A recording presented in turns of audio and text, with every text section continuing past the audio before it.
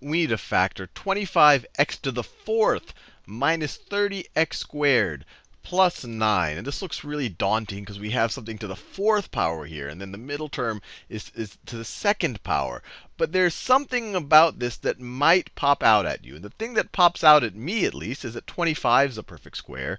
X to the fourth is a perfect square. So 25x to the fourth is a perfect square. And 9 is also a perfect square. So maybe this is the square of some binomial. And to confirm it, this center term has to be 2 times the product of the terms that you're squaring on either end. Let me explain that a little bit better.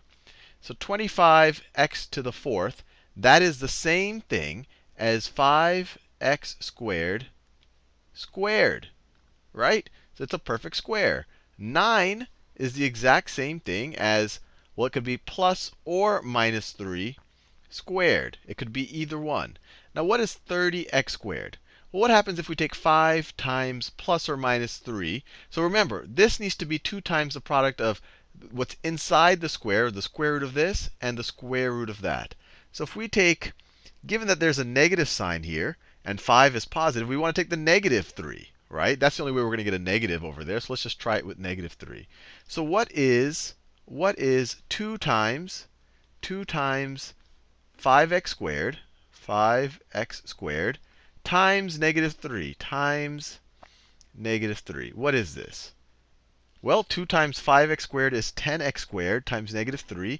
It is equal to negative 30x squared. It is equal to negative 30x squared. We know that this is a perfect square. So we can just rewrite this as this is equal to 5x squared. Let me do it the same color.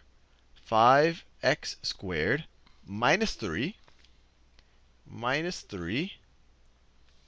times 5x squared minus 3 times 5x squared minus 3. And we saw in the last video why this works. And if you want to verify it for yourself, multiply this out. You will get 25x to the fourth minus 30x squared plus 9.